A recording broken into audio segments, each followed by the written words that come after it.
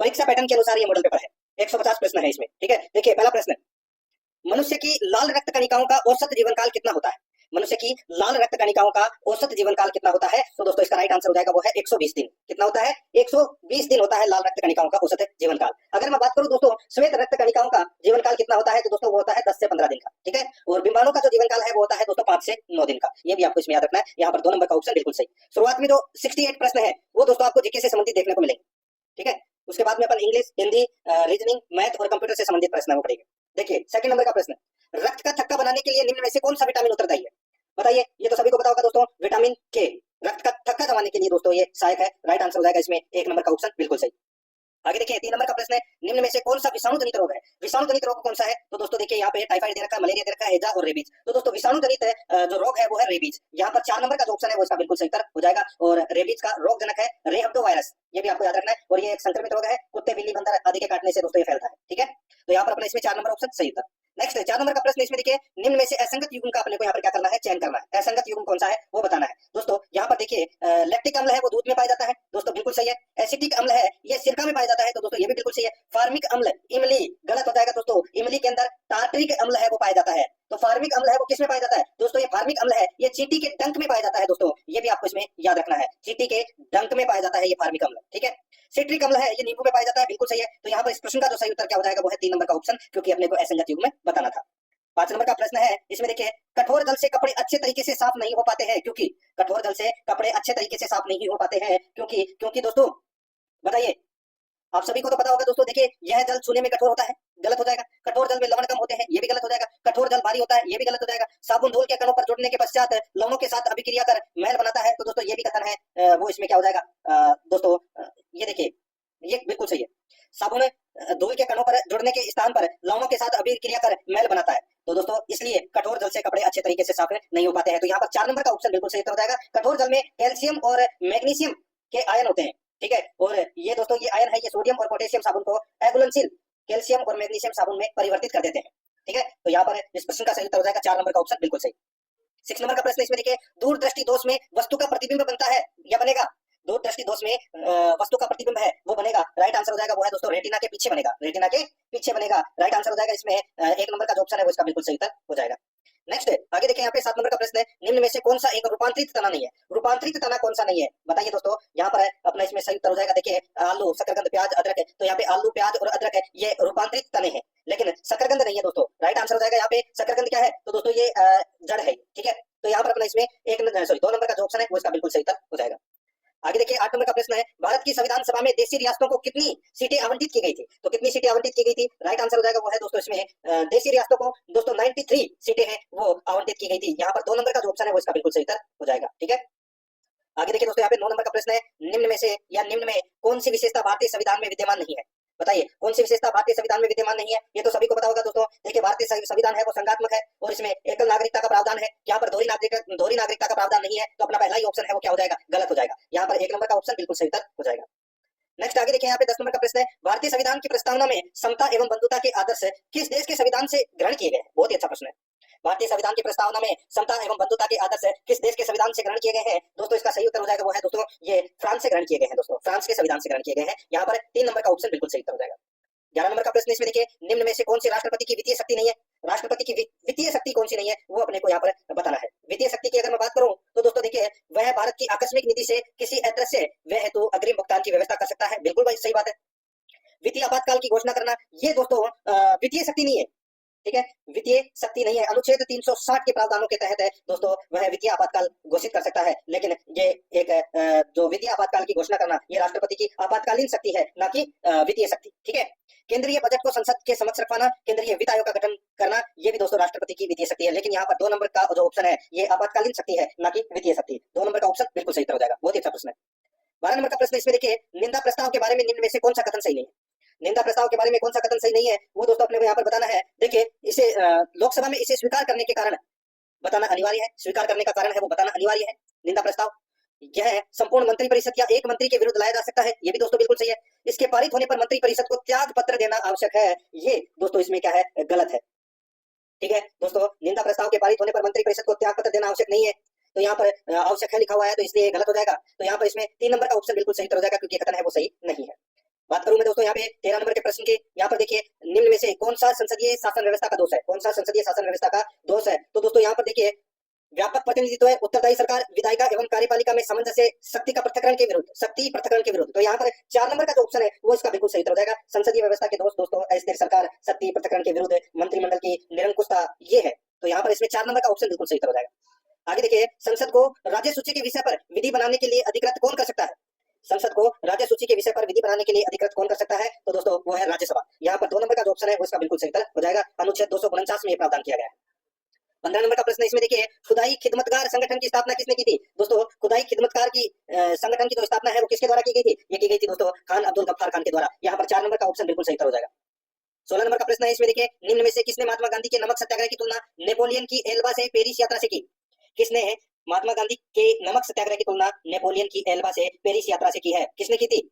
दोस्तों इसका right answer हो जाएगा वो है इसमें सुभाष चंद्र बोस ने। यहाँ पर 2 नंबर का जो ऑप्शन है वो इसका बिल्कुल सही उत्तर इसमें हो जाएगा, याद रखना, ठीक है। नेक्स्ट आगे देखिए यहाँ पे 17 नंबर का प्रश्न है, भारत में विधवा पुनर्विवाह अधिनियम किस गवर्नर जनरल के समय पारित किया गया। दोस्तों इसका सही उत्तर हो जाएगा वो है इसमें कैनिंग के समय, लॉर्ड कैनिंग के समय दोस्तों विधवा पुनर्विवाह अधिनियम है वो पारित किया गया। तो यहाँ पर इसमें 1 नंबर का जो ऑप्शन है वो इसका बिल्कुल सही उत्तर हो जाएगा 1856 के समय, ठीक है। तो यहाँ पर 1 नंबर ऑप्शन बिल्कुल सही। 18 नंबर का प्रश्न है, इसमें देखिए स्वयं को खलीफा घोषित करने वाला दिल्ली का प्रथम सुल्तान कौन था। तो दिल्ली का प्रथम सुल्तान था दोस्तों मुबारक खिलजी। कौन था, मुबारक खिलजी। यहाँ पर 4 नंबर ऑप्शन बिल्कुल सही उत्तर हो जाएगा। नेक्स्ट आगे देखिए यहाँ पे 19 नंबर का प्रश्न है, देखिए सिख गुरु अर्जुन देव को फांसी देने वाला पहला सिख गुरु अर्जुन देव को फांसी देने वाला मुगल बादशाह कौन था। तो दोस्तों मुगल बादशाह कौन था, उसका नाम था दोस्तों जहांगीर। क्या नाम था, जहांगीर। राइट आंसर हो जाएगा यहाँ पे 2 नंबर का ऑप्शन बिल्कुल सही हो जाएगा। 1626 ईस्वी में दोस्तों जहांगीर के पुत्र खुसरो ने विद्रोह कर दिया था और खुसरो के विद्रोह में सहायता देने के कारण जहांगीर ने गुरु अर्जुन देव को फांसी दे दी थी। तो यहाँ पर इसमें 2 नंबर का ऑप्शन बिल्कुल सही हो जाएगा। 20 नंबर का प्रश्न इसमें देखिए अशोक के किस अभिलेख से मौर्यकालीन कराधान पद्धति की जानकारी मिलती है। अशोक के किस अभिलेख से मौर्यकालीन कराधान पद्धति की जानकारी मिलती है, इसका राइट आंसर हो जाएगा वो है दोस्तों इसमें रोमनदेही अभिलेख। रोमनदेही अभिलेख से अपने को ये जानकारी प्राप्त होती है, ठीक है, कराधान से संबंधित, कराधान पद्धति की। तो यहाँ पर 3 नंबर का जो ऑप्शन है वो इसका बिल्कुल सही उत्तर इसमें हो जाएगा। नेक्स्ट आगे देखिए यहाँ पे 21 नंबर का प्रश्न है, महावीर स्वामी के प्रथम अनुयायी कौन थे। महावीर स्वामी के प्रथम अनुयायी है वो दोस्तों उनके दोस्तों नाम तो सुना ही होगा दोस्तों, ठीक है, जामाली। तो यहाँ पे जामाली इसका राइट आंसर हो जाएगा। 1 नंबर का जो ऑप्शन है वो इसका बिल्कुल सही उत्तर हो जाएगा, ठीक है। आगे देखिए दोस्तों यहाँ पे निम्न में से कौन सा भारत में प्रमुख लौह अयस्क क्षेत्र नहीं है। बताइए कौन सा भारत में प्रमुख लौह अयस्क क्षेत्र नहीं है। तो दोस्तों यहाँ पर आप देख सकते हैं जो गुरुंग हिसानी है ये कहाँ पर है, तो ये उड़ीसा में है, ठीक है। नोआमुंडी है ये दोस्तों झारखंड में है। बेल्लारी है ये कर्नाटक में है दोस्तों। यहाँ पे देखिए मलांज खंड, दोस्तों ये मलांज खंड है ये मध्य प्रदेश में है और ये तांबा खनन क्षेत्र है, कहाँ पर है, एमपी में है और ये तांबा खनन क्षेत्र है। तो ये लोहा अयस्क क्षेत्र नहीं है। तो यहाँ पर 2 नंबर का ऑप्शन राइट आंसर हो जाएगा। आगे देखिए आधुनिक भारत की पहली सफल सूती वस्त्र मिल कहाँ स्थापित की गई। दोस्तों ये स्थापित की गई मुंबई में, ठीक है। राइट आंसर हो जाएगा 3 नंबर का ऑप्शन बिल्कुल सही, मुंबई में 1854 में स्थापित की गई थी दोस्तों, ठीक है, कुवासजी डाबर के द्वारा, ये भी याद रखना है। 24 नंबर का प्रश्न इसमें देखिए निम्नलिखित युग्मों में से असंगत युग्म का अपने को यहाँ पर क्या करना है, चयन करना है। एक तरफ दोआब है दूसरी तरफ नदी है, एक तरफ दोआब है और दूसरी तरफ नदी है। दोआब किसको बोलते हैं, 2 नदियों के बीच स्थित भूमि को दोआब कहते हैं, ठीक है। अब दोस्तों यहाँ पे देखिए विस्त दोआब है ये व्यास और सतलज नदी के बीच में स्थित है, बिल्कुल सही बात है। रचना दोआब चेनाब और झेलम ये दोस्तों इसमें गलत दे रखा है दोस्तों। यहाँ पर झेलम की जगह अगर रावी होता तो ये सही होता दोस्तों। रचना दोआब है ये रावी व चेनाब नदियों के मध्य के जो क्षेत्र, मध्य का जो क्षेत्र है उसको कहा जाता है, ठीक है। बारी दोआब है ये दोस्तों व्यास और रावी नदी के मध्य के क्षेत्र को कहा जाता है और सिंधु सागर दोआब है ये झेलम चेनाब और सिंधु के बीच के क्षेत्र को कहते हैं। तो यहाँ पे असंगत युग्म कौन सा हुआ, तो यहाँ पर 2 नंबर का ऑप्शन है वो इसका बिल्कुल सही उत्तर हो जाएगा, ये आपको इसमें याद रखना है, ठीक है। आगे देखिए 25 नंबर का प्रश्न है अलकनंदा एवं भागीरथी नदियों का संगम किस स्थान पर होता है। कौन से स्थान पर होता है, ये तो सभी को पता होगा दोस्तों, ये होता है देवप्रयाग में। कहाँ पर होता है, देवप्रयाग में। तो यहाँ पर 1 नंबर का ऑप्शन बिल्कुल सही उत्तर हो जाएगा। आगे देखिए 26 नंबर का प्रश्न है निम्न में से अम्ल वर्षा के लिए उत्तरदायी है। बताइए अम्ल वर्षा के लिए उत्तरदायी क्या है। तो दोस्तों सल्फर डाइऑक्साइड भी उत्तरदायी है और नाइट्रोजन के ऑक्साइड भी है। तो यहाँ पर 3 नंबर का ऑप्शन बिल्कुल सही उत्तर इसमें हो जाएगा, 1 और 2 दोनों सही है। आगे देखिए निम्न में से कौन सा एक ग्लोबल वार्मिंग का प्रभाव नहीं है। ग्लोबल वार्मिंग का प्रभाव दोस्तों कौन सा नहीं है। तो दोस्तों यहाँ पर देखिए समुद्र के जल स्तर में वृद्धि, प्रभाव विरंजन, ओजोन क्षरण नहीं है दोस्तों, वर्षा के प्रारूप में परिवर्तन भी है। तो यहाँ पर 3 नंबर का जो ऑप्शन है वो इसका बिल्कुल सही उत्तर हो जाएगा। आगे देखिए 28 नंबर का प्रश्न है अरुणाचल प्रदेश को म्यांमार से जोड़ने वाला दर्रा कौन सा है। अरुणाचल प्रदेश को म्यांमार से जोड़ने वाला दर्रा है वो कौन सा है, तो वो है दोस्तों दीफू दर्रा। कौन सा दर्रा, दीफू दर्रा। तो यहाँ पर 4 नंबर का ऑप्शन बिल्कुल सही उत्तर हो जाएगा। आगे देखिए दोस्तों यहाँ पे 29 नंबर का प्रश्न है इसरो के स्पेसएक्स मिशन के संबंध में निम्न में से कौन सा कथन सत्य है। बताइए दोस्तों यहाँ पे इसरो के स्पेसएक्स मिशन के संबंध में निम्न में से कौन सा कथन सत्य है? तो इसमें देखिए भारत अंतरिक्ष में उपग्रह डॉक करने वाला चौथा देश बना, बिल्कुल सही है। मिशन में डॉक किए गए उपग्रह का नाम चेंजर और टारगेट था, बिल्कुल सही बात है। अंतरिक्ष में लोबियो के बीजों को अंकुरित कराने में सफलता मिली, ये भी दोस्तों बिल्कुल सही है। चौथा नंबर का ऑप्शन उपरोक्त सभी कथन सत्य है, तो दोस्तों अपना चौथा नंबर का ऑप्शन इसका सही उत्तर हो जाएगा मित्रों। 30 नंबर की मैं बात करूं तो दोस्तों इसमें देखिए हाल ही में भारत ने ड्रोन रोधी माइक्रो मिसाइल सिस्टम का परीक्षण किया है, जिसका नाम क्या है? बताइए। हाल ही में भारत ने ड्रोन रोधी माइक्रो मिसाइल सिस्टम का परीक्षण किया है, जिसका नाम है वो है दोस्तों इसमें भार्गवास्त्र, भार्गवास्त्र। तो यहाँ पर इसमें राइट आंसर 4 नंबर ऑप्शन हो जाएगा।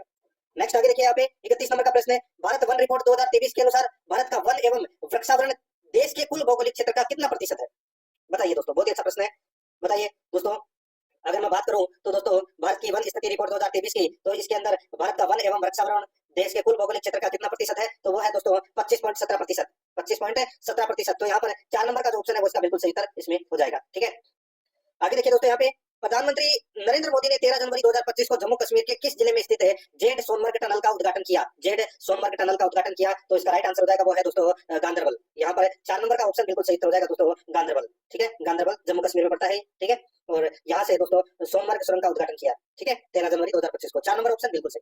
33 नंबर का प्रश्न है, इसमें देखिए प्रवासी भारतीय सम्मान पुरस्कार 2025 के संबंध में निम्नलिखित कथनों पर विचार करना। निम्नलिखित कथनों पर क्या करना है? विचार करना है दोस्तों। अब अपने को यहाँ पर ये बताना है कि 2 कथन दे रखे हैं, बताना है कि कौन सा कथन है वो इसमें सत्य है, ठीक है। दोस्तों यहाँ पर देख सकते हैं आप, राष्ट्रपति द्रौपदी मुर्मू ने 10 जनवरी 2025 को 27 लोगों को यह पुरस्कार प्रदान किया, प्रवासी भारतीय सम्मान पुरस्कार, बिल्कुल सही बात है दोस्तों। आगे देखिए त्रिनिदाद टोबैगो की राष्ट्रपति क्रिस्टीन कार्ला कंगाल सार्वजनिक कैटेगरी को यह पुरस्कार दिया गया है, तो दोस्तों बिल्कुल सही बात है। दोनों के दोनों कथन है वो दोस्तों सही है। यहाँ पर अपने को बताना था उपयुक्त में से कौन से कथन सही है, तो दोस्तों दोनों के दोनों कथन सही है, तो यहाँ पर 3 नंबर का ऑप्शन बिल्कुल सही था, इसमें हो जाएगा। 34 नंबर की मैं बात करूं तो दोस्तों यहाँ पर देखिए बजट 2025-26 की घोषणा अनुसार मुख्यमंत्री अमृत आहार योजना के अंतर्गत किस आयु वर्ग के बच्चों को सप्ताह में 5 दिन दूध उपलब्ध कराया जाएगा? बताइए, बहुत ही अच्छा प्रश्न है दोस्तों। यहाँ पर आंगनबाड़ी केंद्रों में दोस्तों 3 से 6 वर्ष के बच्चों को सप्ताह में पहले 3 दिन दूध मिलता था, अब दोस्तों वो बढ़ाकर 5 दिन कर दिया गया। तो यहाँ पर इसमें राइट आंसर हो जाएगा 3 नंबर का ऑप्शन बिल्कुल सही। 35 नंबर का प्रश्न है, इसमें देखिए मुख्यमंत्री बाल संबल योजना के संदर्भ में निम्न कथनों पर विचार कीजिए। दोस्तों निम्न कथनों पर अपने को विचार करना है। यहाँ पर आप देख सकते हैं दोस्तों, इस योजना में दुर्लभ बीमारी से पीड़ित 18 वर्ष तक के बच्चों को 25 लाख रुपए तक का उपचार उपलब्ध कराया जाएगा, तो दोस्तों ये कथन है वो इसमें गलत है, ठीक है। तो दोस्तों गलत इसलिए हो जाएगा क्योंकि मुख्यमंत्री बाल संबल योजना के अंतर्गत दुर्लभ बीमारी से पीड़ित 18 वर्ष तक के बच्चों को दोस्तों 50 लाख रुपए तक का उपचार उपलब्ध करवाया जाएगा, यहाँ पे 25 लाख दे रखा है, इसलिए ये कथन गलत हो जाएगा। इसमें देखभाल के लिए 10,000 प्रति माह की आर्थिक सहायता उपलब्ध कराई जाएगी, तो दोस्तों ये कथन है वो गलत हो जाएगा, और इसके लिए दोस्तों उनकी देखभाल के लिए 5,000 रुपए प्रति माह आर्थिक सहायता है वो दी जाएगी। तो यहाँ पे 10,000 की जगह 5,000 आना चाहिए था, और 25 लाख की जगह 50 लाख होना चाहिए था। तो ये दोनों के दोनों कथन है वो दोस्तों इसमें क्या है? गलत है। अपने को इसमें बताना था उपरोक्त कथनों में से कौन सा कथन सत्य है, तो दोनों के दोनों कथन गलत है। तो यहाँ पर इसमें राइट आंसर क्या हो जाएगा? वो है 4 नंबर का ऑप्शन बिल्कुल सही, इनमें से कोई भी सत्य नहीं है। 36 नंबर का प्रश्न इसमें देखिए प्रधानमंत्री मातृ वंदन योजना के अंतर्गत राजस्थान सरकार द्वारा कितनी राशि प्रदान की जाती है? प्रधानमंत्री मातृ वंदन योजना के अंतर्गत राजस्थान सरकार द्वारा कितनी राशि प्रदान की जाती है? तो दोस्तों इसमें 6,500 रुपए की राशि है वो प्रदान की जाती है। 2 नंबर का ऑप्शन बिल्कुल सही। 37 नंबर का प्रश्न इसमें देखिए rising Rajasthan global investment summit के संदर्भ में निम्न में से कौन सा कथन सत्य नहीं है? Rising Rajasthan global investment summit के संदर्भ में निम्न में से कौन सा कथन सत्य नहीं है? दोस्तों कौन सा कथन सत्य नहीं है वो अपने को यहाँ पर बताना है। देखिए इसका आयोजन 9 से 11 दिसंबर 2024 को सीतापुरा जयपुर में किया गया, बिल्कुल सही बात है साहब, ठीक है। आगे देखिए इस समिट की tagline relate responsible ready RRR है, बिल्कुल सही बात है। इस समिट का नोडल विभाग निवेश संवर्धन ब्यूरो BIP है, दोस्तों ये भी बिल्कुल सही है, ठीक है। चौथा देखिए राइजिंग राजस्थान का अगला आयोजन वर्ष 2027 में किया जाएगा, ये कथन है वो दोस्तों गलत हो जाएगा। इसका आयोजन है वो दोस्तों 2026 में किया जाएगा अगला राइजिंग राजस्थान का आयोजन, ठीक है। तो यहाँ पर चौथा कथन है वो गलत है, और अपने को गलत कथन ही पूछा था। 4 नंबर का ऑप्शन इसका बिल्कुल सही हो जाएगा। 38 नंबर का प्रश्न इसमें देखिए राज्य सरकार द्वारा 15 दिसंबर 2024 को निम्न में से किन विकास प्राधिकरणों के गठन की अधिसूचना जारी की गई है? राज्य सरकार द्वारा 15 दिसंबर 2024 को निम्न में से किन विकास प्राधिकरणों की गठन की सूचना जारी की गई है? इसका सही उत्तर हो जाएगा वो है दोस्तों भरतपुर व बीकानेर के। तो यहाँ पर 2 नंबर का ऑप्शन बिल्कुल सही उत्तर इसमें हो जाएगा। आगे देखिए 39 नंबर का प्रश्न है किसको पराजित कर प्रतिहारों ने भीनमाल के राज्य पर अधिकार प्राप्त किया था? बताइए किसको पराजित कर प्रतिहारों ने भीनमाल के राज्य पर अधिकार प्राप्त किया था? इसका राइट आंसर हो जाएगा वो है दोस्तों चावड़ाओं को पराजित कर, ठीक है। 2 नंबर का जो ऑप्शन है वो इसका बिल्कुल सही उत्तर हो जाएगा चावड़ाओं को। नेक्स्ट आगे देखिए दोस्तों यहाँ पे 40 नंबर का प्रश्न है महोबा विजय के बाद पृथ्वीराज तृतीय ने वहां का प्रशासक किसे नियुक्त किया था? महोबा विजय के बाद पृथ्वीराज तृतीय ने वहां के प्रशासक यानी कि वहां का प्रशासक है वो किसे नियुक्त किया था? इसका राइट आंसर हो जाएगा वो है दोस्तों किसे? आप सभी को पता है महोबा का युद्ध है वो दोस्तों 1182 में हुआ था, और चंदेल शासक दोस्तों परमर्दी देव से यह युद्ध हुआ था, और इसमें दोस्तों उनके 2 वीर सेनानायक आला और उदल है वो वीर गति को प्राप्त हो गए थे, और पृथ्वीराज ने अपने सामंत दोस्तों पुज्जन राय को दोस्तों कुज्जुन राय को वहां का प्रशासक है वो नियुक्त किया था महोबा का। ठीक है, तो यहाँ पर एक नंबर ऑप्शन बिल्कुल सही उत्तर हो जाएगा। 41 नंबर का प्रश्न है, दत्तानी के युद्ध के समय सिरोही का शासक कौन था? तो सिरोही का शासक था दोस्तों महाराव सुल्तान। यहाँ पर 3 नंबर का जो ऑप्शन है वो इसका बिल्कुल सही उत्तर हो जाएगा। दत्तानी का जो युद्ध है ये दोस्तों 17 अक्टूबर 1583 को अकबर की सेना और सिरोही के राव सुल्तान देवड़ा के मध्य लड़ा गया था। ठीक है, तो यहाँ पर इसमें 3 नंबर ऑप्शन बिल्कुल सही। आगे देखिए 42 नंबर का प्रश्न है, राजस्थान के राज्यपाल के संबंध में निम्नलिखित में से कौन सा कथन सही नहीं है? कौन सा कथन है वो सही नहीं है, वो दोस्तों अपने को यहाँ पर क्या करना है, बताना है। दोस्तों यहाँ पर देखिए, राज्य पुनर्गठन आयोग की अनुशंसा के आधार पर राज्य प्रमुख के पद को समाप्त कर दिया गया। दोस्तों बिल्कुल सही बात है। ठीक है, आगे देखिए 7वें संविधान संशोधन से राज्य प्रमुख का पद समाप्त किया गया, ये कथन है वो दोस्तों इसमें क्या हो जाएगा, गलत हो जाएगा। दोस्तों आप सभी को पता होगा, देखिए कौन सा कथन सही नहीं है ये पूछा है। ठीक है, सॉरी ये सही है, इसमें 7वें संविधान संशोधन से राज प्रमुख का पद है वो समाप्त किया गया, ये भी कथन बिल्कुल सही है। ठीक है, 1 नवंबर 1956 को आप सभी को पता होगा कि राज प्रमुख का पद है वो समाप्त कर दिया गया और जो राज्यपाल प्रथम राज्यपाल है वो नियुक्त किए गए थे गुरुमुख निहाल सिंह को। ठीक है, तीसरा देखिए दोस्तों, इसमें गुरुमुख निहाल सिंह को 1 नवंबर 1956 को राजस्थान का पहला राज्यपाल नियुक्त किया गया। दोस्तों यहाँ पर आप देख सकते हैं, जो गुरुमुख निहाल सिंह को दोस्तों जो राज्यपाल है वो 1 नवंबर 1956 को नहीं किया गया दोस्तों, 25 अक्टूबर 1956 को 25 अक्टूबर 1956 को राजस्थान के प्रथम राज्यपाल के रूप में इन्हें नियुक्त किया गया था। तो ये अपना तीसरा नंबर का जो कथन है वो दोस्तों इसमें गलत हो जाएगा। कौन सा कथन सही नहीं है वो अपने को बताना था, तो तीसरा नंबर का कथन अपना राइट आंसर इसमें हो जाएगा। ठीक है, और देखिए यहाँ पे हरिभाऊ किशन राव बागड़े ने 31 जुलाई 2024 को राजस्थान के राज्यपाल का पदभार संभाला। तो दोस्तों ये भी इसमें बिल्कुल सही है। ठीक है, तो यहाँ पर इसमें 3 नंबर का जो ऑप्शन है वो इसका बिल्कुल सही उत्तर हो जाएगा, क्योंकि ये कथन गलत है। 43 नंबर का प्रश्न इसमें देखिए, कौन सी विधानसभा भंग होने के कारण राजस्थान में प्रथम मध्यावधि चुनाव हुए? तो प्रथम मध्यावधि चुनाव है वो हुए थे दोस्तों 6ठी विधानसभा में। तो यहाँ पर 2 नंबर का जो ऑप्शन है वो इसका बिल्कुल सही उत्तर इसमें हो जाएगा, याद रखना। ठीक है, 44 नंबर का प्रश्न है, राज्य मंत्रिमंडल के सदस्यों की अधिकतम अनुमत संख्या है वो कितनी है? तो अनुमत संख्या है वो है दोस्तों इसमें कितनी, तो वो है राज्य विधानसभा का 15%। ठीक है, सीधा सा है, 200 विधानसभा सीटों का 15% आप निकाल लीजिए और वही मंत्रिपरिषद यानी कि राज्य मंत्रिमंडल के सदस्यों की संख्या होगी, यानी कि लगभग 30। ठीक है, कम से कम 12 हो सकता है। तो यहाँ पर 3 नंबर ऑप्शन बिल्कुल सही। 45 नंबर का प्रश्न है, इसमें देखिए, राजस्थान के प्रमुख न्यायाधीश और अन्य न्यायाधीशों की नियुक्ति किसके द्वारा की जाती है? तो दोस्तों राजस्थान के मुख्य न्यायाधीश और अन्य न्यायाधीश की नियुक्ति किसके द्वारा की जाती है? तो भारत के मुख्य न्यायाधीश के द्वारा राजस्थान के मुख्य न्यायाधीश की नियुक्ति की जाती है और राज्य के राज्यपाल के साथ परामर्श कर राष्ट्रपति द्वारा की जाती है। ठीक है, भारत के मुख्य न्यायाधीश और राज्य के राज्यपाल के साथ परामर्श कर राष्ट्रपति द्वारा राजस्थान के मुख्य न्यायाधीश और अन्य न्यायाधीशों की नियुक्ति है वो की जाती है। नियुक्ति कौन करेगा? राष्ट्रपति करेगा। सलाह किसकी लेगा? दोस्तों भारत के मुख्य न्यायाधीश की और राजस्थान के राज्यपाल की। ठीक है, अगर राजस्थान के न्यायाधीशों की नियुक्ति या मुख्य न्यायाधीश की नियुक्ति कर रहा हो। ठीक है, मुख्य न्यायाधीश किसी की भी नियुक्ति नहीं करता। ठीक है, तो यहाँ पर इसमें राष्ट्रपति करता है। तो यहाँ पर इसमें 1 नंबर का जो ऑप्शन है वो इसका बिल्कुल सही उत्तर हो जाएगा। 46 नंबर का प्रश्न इसमें देखिए, राजस्थान लोक सेवा आयोग के बारे में निम्नलिखित में से या निम्नलिखित में से कौन सा कथन सही है? नीचे दिए गए कूट से सही उत्तर का अपने को यहाँ पर क्या करना है, चयन करना है। ठीक है दोस्तों, यहाँ पर आप देख सकते हैं, देखिए राजस्थान लोक सेवा आयोग अध्यादेश 20 अगस्त 1949 को प्रभाव में आया। 20 अगस्त 1949 को क्या आया? प्रभाव में आया। ठीक है दोस्तों, बिल्कुल सही बात है। राजस्थान लोक सेवा आयोग की स्थापना 22 दिसंबर 1949 को हुई थी। दोस्तों ये भी इसमें क्या है, बिल्कुल सही है। तीसरा देखिए, जयपुर, जोधपुर और बीकानेर में लोक सेवा आयोग 16 अगस्त 1949 को समाप्त कर दिए गए। ये भी दोस्तों बिल्कुल सही है। तो इसमें तीनों के तीनों कथन है वो दोस्तों क्या है, सत्य है। तो यहाँ पर इसमें राइट आंसर क्या हो जाएगा? 4 नंबर का ऑप्शन बिल्कुल सही, ए, बी और सी तीनों सही है। ठीक है, 4 नंबर ऑप्शन बिल्कुल सही। 47 नंबर का प्रश्न है, इसमें देखिए, जिला दंडनायक के रूप में जिला कलेक्टर की शक्तियां हैं।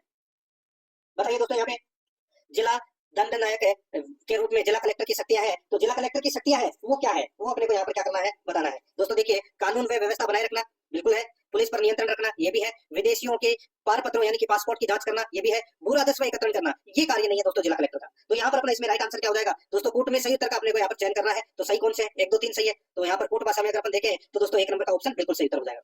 48 नंबर का प्रश्न है, इसमें देखिए, राजस्थान पंचायती राज अधिनियम 1994 के अनुसार जिला स्थापन समिति का अध्यक्ष कौन होता है? जिला स्थापन समिति का जो अध्यक्ष है वो होता है दोस्तों जिला प्रमुख। यहाँ पर 2 नंबर का ऑप्शन बिल्कुल सही उत्तर हो जाएगा। 49 नंबर का प्रश्न है, राजस्थान राज्य सूचना आयोग सूचना नहीं देने पर अधिकतम कितनी राशि का जुर्माना आरोपित कर सकता है? तो कितना जुर्माना आरोपित कर सकता है? इसका राइट आंसर हो जाएगा वो है दोस्तों 25,000 का जुर्माना है वो निरूपित कर सकता है। ठीक है, राइट आंसर इसमें 3 नंबर ऑप्शन बिल्कुल सही उत्तर हो जाएगा। 50 नंबर का प्रश्न है, इसमें देखिए दोस्तों, निम्न में से कौन राजस्थान के लोकायुक्त के न्यायाधिकार क्षेत्र में नहीं आते? बताइए, राजस्थान में कौन है लोकायुक्त के न्यायाधिकार क्षेत्र में नहीं आते? वो अपने को दोस्तों यहाँ पर बताना है। देखिए, राजस्थान राज्य के कानून द्वारा स्थापित सेवाओं के सदस्य लोकायुक्त के न्यायाधिकार के क्षेत्र में आते हैं। जिला प्रमुख आते हैं, मंत्री आते हैं, लेकिन मुख्यमंत्री नहीं आता। तो यहाँ पर इसमें राइट आंसर 4 नंबर का ऑप्शन बिल्कुल सही उत्तर हो जाएगा। आगे देखिए, राजस्थान आरटीई नियम किस वर्ष में अधिसूचित किए गए? तो दोस्तों इसका सही उत्तर हो जाएगा वो है ये 2011 में अधिसूचित किए गए। यहाँ पर 3 नंबर का ऑप्शन बिल्कुल सही उत्तर हो जाएगा। आगे देखिए 52 नंबर का प्रश्न है, राजस्थान की प्राचीन रियासत के संदर्भ में कांसा परोसा क्या था? कांसा परोसा किसको बोलते हैं? कांसा परोसा बोलते हैं, ये एक प्रकार की लाग है दोस्तों, कर है ये एक प्रकार का। यहाँ पर 3 नंबर का ऑप्शन बिल्कुल सही उत्तर इसमें हो जाएगा। ठीक है, ये रियासतकालीन एक प्रकार का कर था, ये 3 नंबर ऑप्शन सही। 53 नंबर प्रश्न इसमें देखिए, 1938 ईस्वी में मेवाड़ प्रजामंडल की स्थापना के समय इसका उपाध्यक्ष कौन था? दोस्तों अध्यक्ष का तो सभी को पता है, अध्यक्ष का तो सभी को पता है क्योंकि अध्यक्ष थे बलवंत सिंह मेहता। ठीक है, अगर मैं यहाँ पे बात कर रहा हूँ तो दोस्तों उपाध्यक्ष की, तो दोस्तों उपाध्यक्ष थे भूरेलाल भैया। ठीक है, तो यहाँ पर 3 नंबर का जो ऑप्शन है वो इसका बिल्कुल सही उत्तर हो जाएगा। ठीक है, याद रखना। आगे देखिए, निम्नलिखित में से कौन सा समाचार पत्र और स्थापना का स्थान सही नहीं है? कौन सा समाचार पत्र और स्थापना का स्थान सही नहीं है? दोस्तों आप यहाँ पर देख सकते हैं इसमें। ठीक है, देखिए यहाँ पे देश हितैषी जो समाचार पत्र की जो स्थापना है वो अजमेर में हुई, बिल्कुल सही है। सर्वोदय वाहक समाचार पत्र की स्थापना बांसवाड़ा में हुई, बिल्कुल सही है। जय भूमि समाचार पत्र की स्थापना दोस्तों जोधपुर है, वो इसमें गलत हो जाएगा। ठीक है दोस्तों, इसकी जो स्थापना है वो जयपुर में की गई थी। ठीक है, ये भी आपको इसमें याद रखना है। और प्रभात समाचार पत्र है, इसकी स्थापना भी दोस्तों जयपुर में की गई थी। ठीक है, तो यहाँ पर इसमें जोधपुर है वो गलत दे रखा है। 3 नंबर का ऑप्शन राइट आंसर हो जाएगा। 55 नंबर प्रश्न इसमें देखिए, निम्नलिखित में से कौन सा मंदिर या मंदिर स्थापत्य कला की मारूस गुजर शैली का है? बताइए कौन सा मंदिर है मंदिर स्थापत्य कला की मारू गुजर शैली का है? ये तो सभी को पता होगा दोस्तों। इसका जो राइट आंसर हो जाएगा वो है दोस्तों समिदेश्वर मंदिर, चित्तौड़गढ़ के दुर्ग में स्थित है ये मंदिर दोस्तों, मारू गुजर शैली का है। यहाँ पर इसमें 1 नंबर का जो ऑप्शन है वो इसका बिल्कुल सही उत्तर हो जाएगा। आगे देखिए दोस्तों, यहाँ पे 56 नंबर का प्रश्न है, मैनसर प्रसिद्ध है, मैनसर किस लिए प्रसिद्ध है? दोस्तों ये झुंझुनू में है ये मैनसर, और ये प्रसिद्ध है दोस्तों सोनी की चित्रकारी से, सोनी की चित्रकारी के लिए दोस्तों ये प्रसिद्ध है। यहाँ पर अपना इसमें राइट आंसर 1 नंबर का ऑप्शन बिल्कुल सही उत्तर हो जाएगा। आगे देखिए, निम्नलिखित में से कौन से क्षेत्र में रतवई लोकगीत गाए जाते हैं? रतवई लोकगीत गाए जाते हैं, ये गाए जाते हैं दोस्तों रतवई लोकगीत है ये मेवात क्षेत्र में गाए जाने वाला लोकगीत है दोस्तों। इसका राइट आंसर हो जाएगा वो है इसमें दोस्तों 3 नंबर का ऑप्शन बिल्कुल सही, मेवात क्षेत्र में।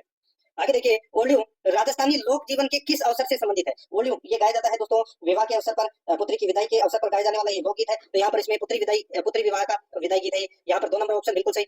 आगे देखिए, उस स्थान को चिन्हित कीजिए जो किसी भी प्रकार लोक देवता रामदेव जी से संबंधित नहीं है। तो दोस्तों रामदेव जी से संबंधित कौन सा स्थान मतलब संबंध नहीं है? यहाँ पर आप देख सकते हैं दोस्तों, रुणिता में दोस्तों मंदिर है, पोखरण में भी प्रसिद्ध है, मतलब रामदेव जी से संबंधित है। मसूरिया भी है, बनेड़ा नहीं है दोस्तों। यहाँ पर अपना इसमें राइट आंसर 4 नंबर का जो ऑप्शन है वो इसका बिल्कुल सही उत्तर हो जाएगा, ये आपको इसमें याद रखना है। ठीक है, आगे देखिए दोस्तों, यहाँ पे 60 नंबर का प्रश्न है, देखिए किसके आध्यात्मिक विचारों को पुस्तकों में संकलित किया गया है? एक का शीर्षक है मंत्र राज प्रकाश है। बताइए दोस्तों इसका जो राइट आंसर हो जाएगा वो है इसमें संत हरिदास, संत हरिदास के आध्यात्मिक विचारों को पुस्तकों में संकलित किया गया है। एक का शीर्षक है मंत्र राज प्रकाश है। ठीक है, तो यहाँ पर 4 नंबर ऑप्शन बिल्कुल सही। 61 नंबर का प्रश्न इसमें देखिए, राजस्थान में गोला, दरोगा, चाकर, चेला आदि संबोधन किसके लिए प्रयुक्त होते थे? तो दोस्तों ये किसके लिए प्रयुक्त होते थे? इसका जो राइट आंसर हो जाएगा वो है दोस्तों इसमें ये प्रयुक्त होते थे घरेलू दास के लिए। ठीक है, घरेलू दास के लिए 2 नंबर का जो ऑप्शन है वो इसका बिल्कुल सही। 62 नंबर का प्रश्न इसमें देखिए, निम्नलिखित में से कौन सा युग्म सुमेलित है? कौन सा युग्म सुमेलित है वो अपने को यहाँ पर बताना है। दोस्तों यहाँ पर देखिए इसमें बोल बारमली सत्य प्रकाश जोशी, तो दोस्तों ये इसमें बिल्कुल सही है। बोल बारमली है ये राजस्थानी भाषा का प्रसिद्ध साहित्यकार ग्रंथ है और इसकी रचना है वो सत्य प्रकाश जोशी के द्वारा की गई थी। तो यहाँ पर अपना इसमें राइट आंसर क्या हो जाएगा? 3 नंबर का जो ऑप्शन है वो इसका बिल्कुल सही उत्तर इसमें हो जाएगा। यही देखिए, विरुद्ध है छिहत्तरी, इस ग्रंथ के जो लेखक है वो दुस्सा आटा है, और राजेरा सोटा ग्रंथ के जो लेखक है वो दोस्तों यहाँ पे उदयराज उज्जवल दे रखा है, गलत हो जाएगा दोस्तों, कृपाराम खेड़िया है। ठीक है, और यहाँ पे केसर विलास ग्रंथ के जो रचयिता है वो दोस्तों यहाँ पे यादवेंद्र शर्मा दे रखे हैं, गलत है ये, और कौन है? तो दोस्तों शिवचंद्र भरतिया है। ठीक है, ये आपको इसमें याद रखना। 3 नंबर ऑप्शन बिल्कुल सही। 63 नंबर का प्रश्न इसमें देखिए, रूमा देवी के बारे में निम्न में से कौन सा कथन सही नहीं है? रूमा देवी के बारे में कौन सा कथन सही नहीं है? दोस्तों यहाँ पर आप देख सकते हैं, देखिए वे जसरापुर खेतड़ी गांव में पली बड़ी, बिल्कुल सही है। उन्हें भारत के राष्ट्रपति द्वारा 2018 में नारी शक्ति पुरस्कार से सम्मानित किया गया, तो ये गलत हो जाएगा दोस्तों। 2018 में नहीं, 2019 में नारी शक्ति पुरस्कार से इन्हें सम्मानित किया गया। उन्हें हस्तशिल्प के क्षेत्र में जाना जाता है, बिल्कुल सही है। उन्होंने हजारों महिलाओं को रोजगार के लिए बढ़ावा देने में अहम भागीदारी निभाई, तो दोस्तों ये भी बिल्कुल सही है। गलत कथन कौन सा है? 2 नंबर का, यही अपना सही उत्तर हो जाएगा। 64 नंबर का प्रश्न है, निम्न में से कौन सा युग्म सुमेलित नहीं है? तो दोस्तों अपने को बताना है कि कौन सा युग्म है वो सुमेलित है नहीं है। यहाँ पर आप देख सकते हैं, विजय सिंह पथिक को टोडगढ़ जेल में रखा गया, बिल्कुल सही है। अर्जुन लाल सेठी को बेलूर जेल में रखा गया, बिल्कुल सही है। केसरी सिंह बारट को हजारीबाग जेल में रखा गया, बिल्कुल सही है। जोरावर सिंह बारट है टोडगढ़ जेल, ये गलत हो जाएगा दोस्तों। जोरावर सिंह बारट है वो दोस्तों कभी गिरफ्तार हुए ही नहीं। ठीक है, प्रताप सिंह बारट को दोस्तों बरेली जेल में रखा गया था, तो यहाँ पर जोरावर सिंह बारट को कभी गिरफ्तार किया ही नहीं गया, वो यही नहीं हो तो कौन सी जेल में नहीं रखा गया? तो यहाँ पर इसमें 4 नंबर का ऑप्शन राइट आंसर हो जाएगा। 65 नंबर का प्रश्न है इसमें देखिए, सूची फर्स्ट को सूची सेकंड से सुमेलित करना है। सूची फर्स्ट में व्यक्ति है और सूची सेकंड में कार्य क्षेत्र है। दोस्तों आप यहाँ पर देख सकते हैं, जो कोमल कोठारी है इनका जो कार्य क्षेत्र है वो दोस्तों क्या है? तो वो है लोक संस्कृति। क्या है? लोक संस्कृति है। और शैतान सिंह है ये दोस्तों परमवीर चक्र से सम्मानित हुए हैं, यानी कि बहादुरी और पराक्रम से संबंधित है। ठीक है, इनका कार्य क्षेत्र है। जगजीत सिंह ये आप सभी को पता होगा, ये गायन यानी कि गजल गायक है। ठीक है, तो ये गायन से संबंधित है। और पंडित जागरमल शर्मा ये पत्रकारिता से संबंधित है। तो यहाँ पर अपना इसमें राइट आंसर क्या हो जाएगा? CDAB इसका बिल्कुल सही उत्तर हो जाएगा। CDAB कौन से ऑप्शन में है? तो यहाँ पर देखिए CDAB यानी कि तीसरे नंबर का ऑप्शन है वो अपना इसमें सही उत्तर हो जाएगा। आगे देखिए, राजस्थान के ग्रामीण पर्यटन स्थलों को उनके संबंधित प्रदेशों से सुमेलित कीजिए। एक तरफ अविस्तृत प्रदेश है, दूसरी तरफ ग्रामीण पर्यटन स्थल है। दोस्तों यहाँ पर आप देख सकते हैं मेवाड़ के अंदर, दोस्तों मेवाड़ के अंदर कौन सा पर्यटन स्थल है? तो दोस्तों हल्दी घाटी और मिनाल है। हाड़ौती के अंदर दोस्तों रामेश्वर महादेव और सीतामढ़ी का मेला लगता है दोस्तों हाड़ौती क्षेत्र में। मारवाड़ के अंदर दोस्तों ओसिया और किराड़ू का मंदिर है, और शेखावाटी में दोस्तों तालछापर और जैन माता का मंदिर है। ठीक है, तो यहाँ पर अपना इसमें राइट आंसर क्या हो जाएगा? वो है 3-4-2-1, 3-4-2-1 इसमें बिल्कुल सही हो जाएगा, यानी कि 3 नंबर का ऑप्शन इसमें बिल्कुल सही हो जाएगा, 3-4-2-1। आगे देखिए, निम्नलिखित में से कौन सा समूह है दक्षिण राजस्थान की पर्वत चोटियों का उनकी ऊंचाई के अनुसार सही अवरोही क्रम है? सही अवरोही क्रम है वो अपने को यहाँ पर बताना है। तो दोस्तों यहाँ पे सज्जनगढ़, सायला, नागपनी, गोगुंदा बिल्कुल सही दे रखा है। यहाँ पे सज्जनगढ़ की ऊंचाई है वो दोस्तों 938 मीटर है। ठीक है, और जो सायला की ऊंचाई है वो दोस्तों 900 मीटर है, और नागपनी की जो ऊंचाई है वो 867 मीटर है, और गोगुंदा की ऊंचाई है वो दोस्तों 840 मीटर है। ठीक है, ये दोस्तों अवरोही क्रम है, तो यहाँ पर इसमें 1 नंबर का ऑप्शन बिल्कुल सही हो जाएगा। आगे देखिए, राजस्थान के अरावली पर्वतों की निम्नलिखित चोटियों को उनकी ऊंचाई के आधार पर आरोही क्रम में व्यवस्थित कीजिए। आरोही क्रम मतलब बढ़ते हुए क्रम। ठीक है दोस्तों, यहाँ पर आप देख सकते हैं, देखिए तारागढ़ की जो ऊंचाई है वो दोस्तों कितनी है? 870 मीटर। ठीक है, अचलगढ़ की जो ऊंचाई है वो दोस्तों कितनी है? तो वो 1380 मीटर है। और कमलनाथ की जो ऊंचाई है, कमलनाथ का है तो दोस्तों उदयपुर में, इसकी ऊंचाई है वो दोस्तों 1001 मीटर है। और रघुनाथगढ़ की जो ऊंचाई है वो दोस्तों 1055 मीटर है। ठीक है, अगर अपन इसको आरोही क्रम में जमाए तो दोस्तों सबसे पहले क्या आएगा? सबसे पहले आएगा दोस्तों इसमें देखिए सबसे पहले तारागढ़ आएगा, यानी कि 1-3-4-2, 1-3-4-2 इसमें बिल्कुल सही हो जाएगा, यानी कि 2 नंबर का जो ऑप्शन है वो इसका बिल्कुल सही उत्तर इसमें हो जाएगा। दोस्तों ये तो अपन ने 68 प्रश्न है वो जीके से संबंधित प्रश्न है वो पढ़े। ठीक है, अब अपन इंग्लिश से संबंधित है, और आगे हिंदी से संबंधित है, फिर रीजनिंग के, फिर मैथ के, और फिर कंप्यूटर से संबंधित। 69 नंबर का प्रश्न है, इसमें देखिए, of children work in hazardous conditions. Hazardous मतलब खतरनाक कंडीशन में। ठीक है, यानी कि खतरनाक जो काम होता है इंडस्ट्री के अंदर, उसके अंदर की बात कर रहा हूं मैं यहाँ पे। तो यहाँ पे खालिस्तान में क्या आएगा? तो इसमें आएगा मिलियंस, आएगा millions of children work in hazardous conditions. तो यहाँ पर इसमें 2 नंबर का जो ऑप्शन है वो इसका बिल्कुल सही उत्तर हो जाएगा।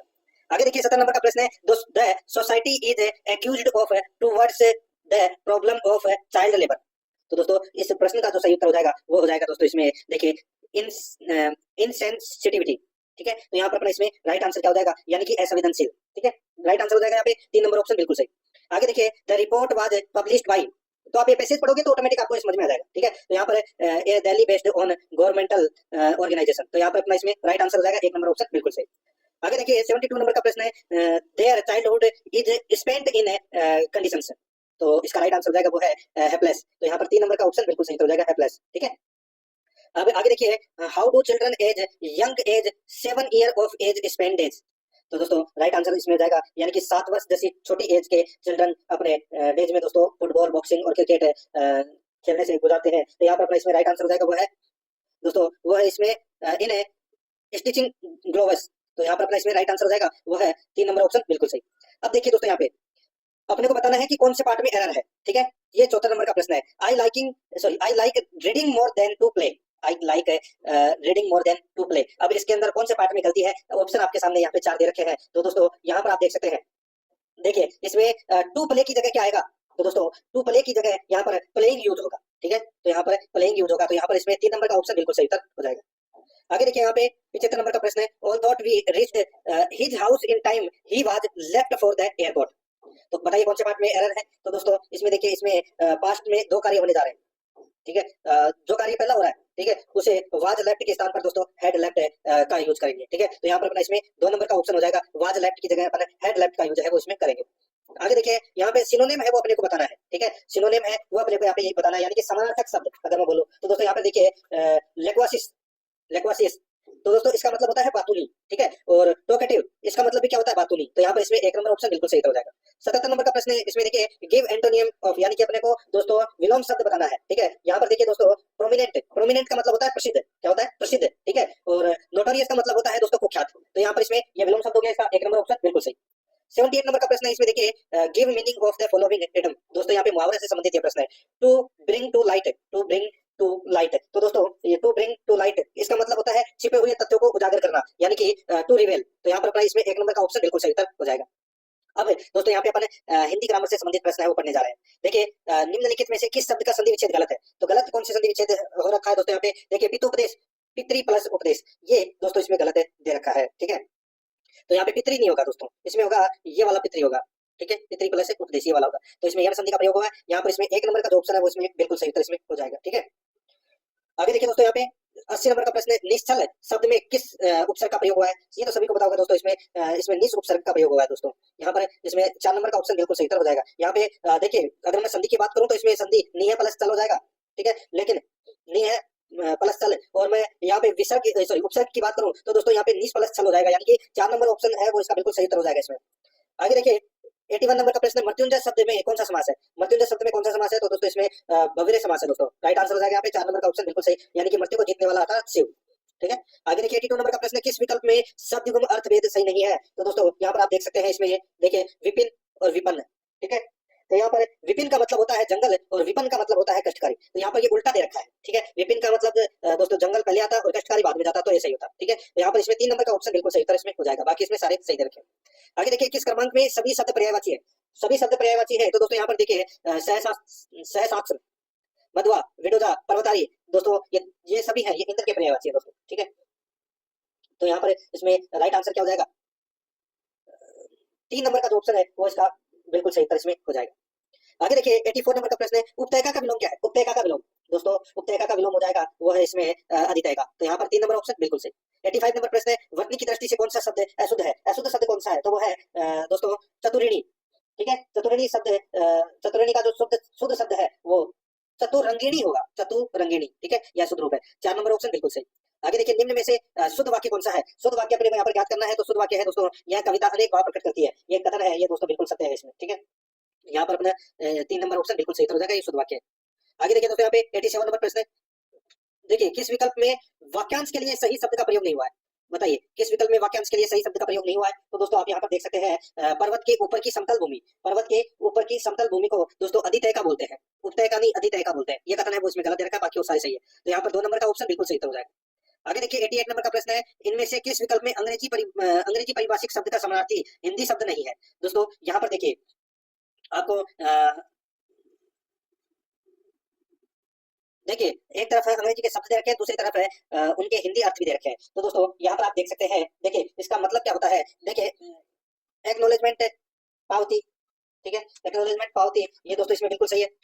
और देखिए ऑडिटिंग लेखा परीक्षण, ये भी बिल्कुल सही है। यहाँ पे देखिए एंटीसीडेंट्स, दुर्घटना, गलत हो जाएगा दोस्तों। एंटीसीडेंट्स का मतलब होता है पिछला जीवन, क्या होता है? पिछला जीवन होता है, तो यहाँ पे दुर्घटना है वो गलत दे रखा है। और एप्लीकेंट आवेदक ये बिल्कुल सही है, तो यहाँ पर इसमें 3 नंबर का जो ऑप्शन है उसका बिल्कुल सही उत्तर हो जाएगा। आगे देखिए, 89 नंबर प्रश्न है, निम्न में से गजट के लिए सही परिभाषिक शब्द कौन सा है? ये तो सभी को बताओगे दोस्तों, वो है राजपत्र, तो यहाँ पर 2 नंबर का ऑप्शन बिल्कुल सही उत्तर हो जाएगा, राजपत्र। आगे देखिए, नेकी कर दरिया में डाल, लोकोक्ति का उपयुक्त अर्थ है, सही उत्तर हो जाएगा दोस्तों, वो है इसमें उपकार करके उपकार की बात को भूल जाना, यहाँ पर 2 नंबर का ऑप्शन बिल्कुल सही उत्तर हो जाएगा। अब अपन दोस्तों यहाँ पे रीजनिंग और मैथ से संबंधित प्रश्न है वो करेंगे, ठीक है। तो मैं आपको कुछ प्रश्न है वो रीजनिंग और मैथ से संबंधित करवाने वाला हूँ, ठीक है। दोस्तों आप सभी को पता है कि यहाँ पे खालिस्तान में क्या आएगा वो अपने को यहाँ पर बताना है, तो दोस्तों मैं आपको यहाँ पर बता देता हूँ डायरेक्ट। देखिए, इसमें जोड़े बन रहे हैं, जोड़े बनाने पड़ेंगे अपने को, ठीक है। तो यहाँ पर देखिए ABC 3 का जोड़ा बन रहा है, फिर यहाँ पर देखिए AB, तो यहाँ पर दोस्तों जोड़े बनेंगे A ओब्लिक AB, एक बार एक, फिर 2 अक्षर, फिर आएगा दोस्तों ABC, ठीक है, फिर आएगा दोस्तों इसमें ABCD, ठीक है, और फिर एक बार आएगा दोस्तों यहाँ पे, फिर वापस ओब्लिक लगा दीजिए, फिर आएगा दोस्तों इसमें ABCDE, ठीक है। बस अब इसमें देखते हुए चलिए, यहाँ पे एक, फिर इसमें B आएगा, ठीक है, फिर ABC, फिर इसमें C आएगा, फिर ABCD, तो इसमें D आएगा, यानी कि BCD, ठीक है, और B और D, ठीक है, ये आएगा दोस्तों इसमें। तो यहाँ पर 1 नंबर का जो ऑप्शन है वो अपना इसमें सही उत्तर हो जाएगा।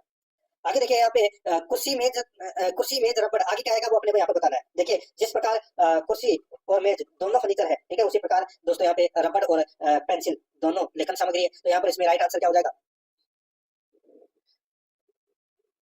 सॉरी, कुर्सी और मेज और रबड़ और पेंसिल आएगा इसमें, ठीक है। 2 नंबर का ऑप्शन बिल्कुल सही उत्तर हो जाएगा इसमें। आगे देखिए, यहाँ पे निम्नलिखित 4 अक्षर संयोजनों में से 3 किसी निश्चित तरीके से समान है और एक समूह बनाते हैं, कौन सा एक है अक्षर संयोजन उस समूह से संबंधित नहीं है, वो दोस्तों अपने को यहाँ पर बताना है। दोस्तों यहाँ पर देखिए IMRO, तो दोस्तों यहाँ पे देखिए M और R के अंदर कितने का गैप है? तो दोस्तों 5 का गैप है, ठीक है। और I और O के अंदर कितने का गैप है? तो इसमें 6 का गैप है, ठीक है, यानी कि प्लस हो रहे हैं। I से O बन रहा है 6 और M से R में 5 का गैप है, बढ़ते हुए चल रहा है दोस्तों, ठीक है, प्लस होते चल रहे हैं। और Q और V के अंदर कितने का गैप है? तो दोस्तों इसमें 5 का गैप है, ठीक है। और F और I के अंदर कितने का, सॉरी F और J के अंदर दोस्तों इसमें +4 का गैप है, ठीक है। तो ये इसमें थोड़ा सा इन दोनों के अंदर डिफरेंस आ गया। और यहाँ पर E और K के अंदर, इसके अंदर दोस्तों E और K के अंदर, ठीक है, E और K के अंदर दोस्तों वही 6 का गैप है, ठीक है। E और K के अंदर 6 का, और Q और V के अंदर कितने का है? तो दोस्तों 5 का है, ठीक है।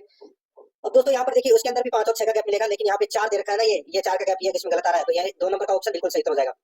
देखिए ये तो आप आसानी से कर सकते हैं, नॉर्मल रीजनिंग के क्वेश्चन है दोस्तों। इसमें देखिए हार्ट, लिवर, लंग्स, टीथ ये दे रखा है, तो दोस्तों सीधा सा है, इनको अक्षर है उनको सभी को जोड़ लीजिए, ठीक है। वही अपना इसमें सही यानी कि किसका सभी अक्षरों के मूल्यों का योग सर्वाधिक होगा। एच है वो 8 नंबर पे है, ई है वो 5 नंबर पे है, ए है वो 1 नंबर पे है, आर है वो 18 नंबर पे है और टी है वो 20 नंबर पे। इनको जोड़ लीजिए, बस जोड़ना ही है। जोड़ोगे तो जैसे जैसे इसको जोड़ोगे तो दोस्तों कितना हो जाएगा 52, ठीक है। उसी प्रकार लीवर को भी जोड़ना है, लंग्स को भी जोड़ना है, टीथ को भी जोड़ना है, जिसका मूल्य ज्यादा होगा वही अपना उत्तर होगा। तो दोस्तों सबसे ज्यादा जो मूल्य आएगा वो आएगा दोस्तों इसमें लंग्स का, ठीक है। तो यहाँ पर इसमें 3 नंबर का ऑप्शन बिल्कुल सही उत्तर हो जाएगा। आगे देखिए ये पैसेज से संबंधित क्वेश्चन है दोस्तों, ठीक है। ये आप पढ़ोगे तो ऑटोमेटिक ये क्वेश्चन है वो आसानी से आप सही कर सकते हैं। ऐसे से संबंधित क्वेश्चन है, मैं ज्यादा समय नहीं लूंगा आपका, जो जो क्वेश्चन करवाने लायक है वही मैं आपको करवा देता हूँ। यहाँ पर देखिए 98 नंबर का प्रश्न है, जे एल का भाई है, जे है वो एल का क्या है, भाई है, ठीक है।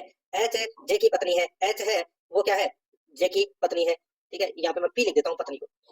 एन पी बहने हैं, एन और पी है वो क्या है, बहने हैं, एन और पी है वो बहने हैं, यानी कि एन पी की बहन है, एन है वो बहन है ये, ठीक है, किसकी, पी की। एल एन का पिता है, एल है वो एन का क्या है, पिता है, तो दोस्तों ये इसकी बेटी हो गई, ठीक है। इसका भी एन और पी का पिता हो गया कौन, एल।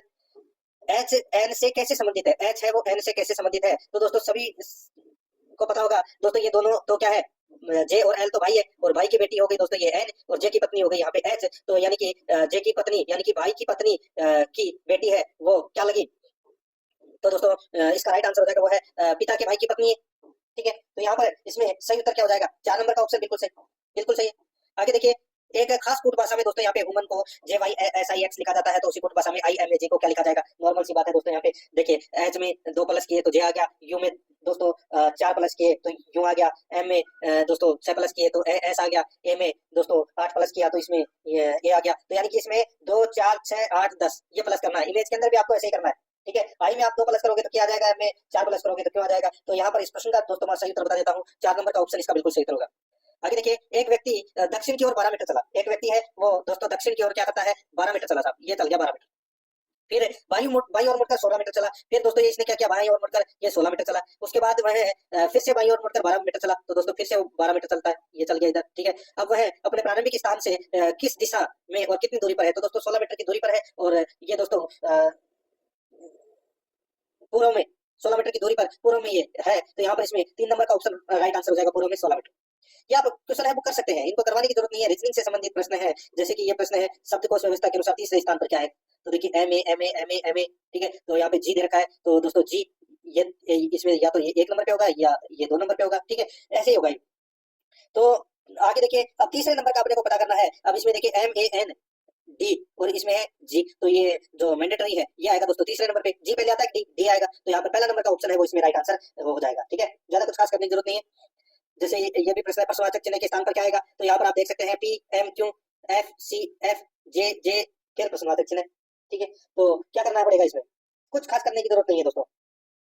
देखिए पी है वो कितने नंबर पे है, 16 नंबर पे, एफ है वो कितने नंबर पे है, 6 नंबर पे, और जे है वो 10 नंबर पे, एम है वो दोस्तों यहाँ पे 13 नंबर पे, सी है वो दोस्तों 3 नंबर पे, और ये 10 नंबर पे, क्यू है वो 16 सॉरी क्यू है वो 17 नंबर पे, फिर ये दोस्तों एफ है वो 6 नंबर पे। यहाँ पे क्या आएगा वो अपने को बताना है। तो दोस्तों 16 में से 6 गए तो यहाँ पर 10 आ गए, 13 में से 3 गए तो यहाँ पे 10 आ गए, 17 में से 6 गए तो यहाँ पर कितने आएंगे 11, तो यही अपना सही उत्तर हो जाएगा। 11 नंबर पे क्या आता है, 11 नंबर पे क्या आएगा, तो यहाँ पर अपना इसमें 2 नंबर ऑप्शन बिल्कुल सही, ठीक है।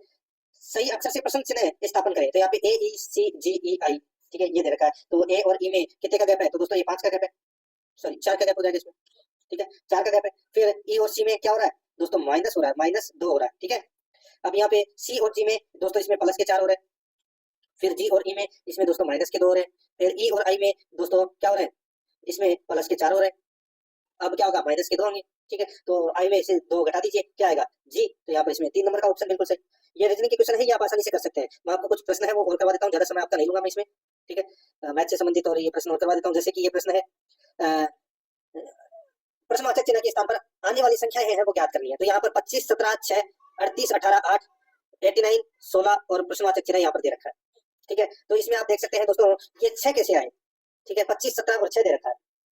तो दोस्तों यहाँ पर देखिए 25 और 17 कितने होते हैं, 25 और 17 होते हैं दोस्तों 42, ठीक है। और 42 में अपने को क्या करना है, 7 का भाग देना है, तो कितना आ जाएगा 6।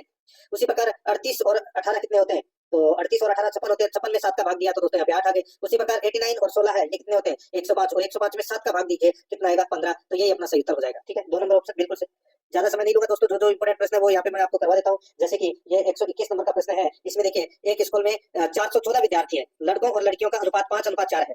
ठीक है, यदि 46 नए लड़कों को स्कूल में प्रवेश दिया जाता है तो लड़कों व लड़कियों की संख्या का नया अनुपात कितना होगा। दोस्तों यहाँ पे देखिए प्रारंभ में लड़कियों की जो संख्या है वो कितनी है, तो दोस्तों यहाँ पे अनुपात दे रखा है दोस्तों। देखिए लड़कों का अनुपात तो 5 है और लड़कियों का 4 है, तो दोस्तों यहाँ पे 414 इंटू 4/9, यानी कि लड़कियों की संख्या अपने को यहाँ पर ज्ञात करनी है। सबसे पहले कितना आ जाएगा 184। 184 क्या है दोस्तों, लड़कियां है, तो लड़के कितने हो गए 414 में से 184 गए, तो लड़कों की संख्या कितनी आ गई दोस्तों 230। ये हो गया लड़कों की संख्या, लड़कियों की संख्या 184 हो गई। अब दोस्तों 46 नए लड़के प्रवेश लेते हैं, तो 230 प्लस 46 कितने हो जाएंगे 276। ठीक है, और 276 हो जाएंगे, और लड़कियों की संख्या कितनी है तो वह 184। अब इनका अनुपात है वो अपने को यहाँ पर ज्ञात करना है। तो दोस्तों यहाँ पर देखिए 92 ये 92 से कटा है। ठीक है, तो ये 2 बार कट गया 92 से, और ये 3 बार कट गया दोस्तों। ठीक है, तो यहाँ पर 3:2 इसका राइट आंसर हो जाएगा। 1 नंबर का जो ऑप्शन है वो इसका बिल्कुल सही उत्तर इसमें हो जाएगा। ठीक है, ज्यादा कुछ खास करने की जरूरत इसमें नहीं है। ठीक है, आगे देखिए दोस्तों, यहाँ पे वो कुछ प्रश्न है वो आप करवा देता हूँ। देखिए एक मशीन 240 औजारों को काटने में 10 घंटे का समय लेती है, तो 25 घंटे में यह कितने औजारों को काटेगी। दोस्तों देखिए 10 घंटे में मशीन काटती है 240 औजार। ठीक है, 1 घंटे में मशीन काटेगी तो दोस्तों 240 है बटे 10, यानी कि दोस्तों औजार काटेगी। ठीक है, 240 बटे 10 औजार, तो 25 घंटे में मशीन काटेगी, तो दोस्तों 240 बटे 10 इंटू 25, बस इसको काट लीजिए, ये 0 से 0 कट गया, 24 इंटू 25 कर लीजिए, कितना 600 औजार काटेगी दोस्तों। यहाँ पर 3 नंबर का ऑप्शन बिल्कुल सही उत्तर हो जाएगा। ठीक है, ज्यादा कुछ खास करने की जरूरत नहीं है। उसी प्रकार 127 नंबर का प्रश्न इसमें देखिए, महेश ने एक वस्तु को 13,000 के अंकित मूल्य पर बेचा, यदि उसने अंकित मूल्य पर 10% का बट्टा दिया होता तो उसे 30% तक का लाभ अर्जित होता। वस्तु का क्रय मूल्य कितना है वो अपने को यहाँ पर बताना है। दोस्तों सीधा सा है, यहाँ पर 13,000 इंटू देखिए 10% का बट्टा दिया तो कितना हो गया दोस्तों, यहाँ पे दिया होता तो यानी कि 90 बटे, और 130% का यानी कि 30% का लाभ हो जाता है, यानी कि 130। बस यही करना है, आपने को काटना है। ये 0 से ये 0 गया। ठीक है, अब 13 से ये कटा दोस्तों कितनी बार 100 बार। ठीक है, तो 100 इंटू 90 कितना हो जाएगा 9,000, तो यहाँ पर इसमें राइट आंसर हो जाएगा वस्तु का क्रय मूल्य कितना है 9,000 रुपए। ठीक है, ये ज्यादा कुछ खास करने की इसमें जरूरत है नहीं। ठीक, उसी प्रकार 128 नंबर का प्रश्न है, इसमें देखिए एक मेज को 210 व 420 में बेचने पर क्रमशः L1% तथा और L2% की हानि होती है, यदि L1 माइनस L2 बराबर 7 हो तो मेज की कीमत है वो क्या।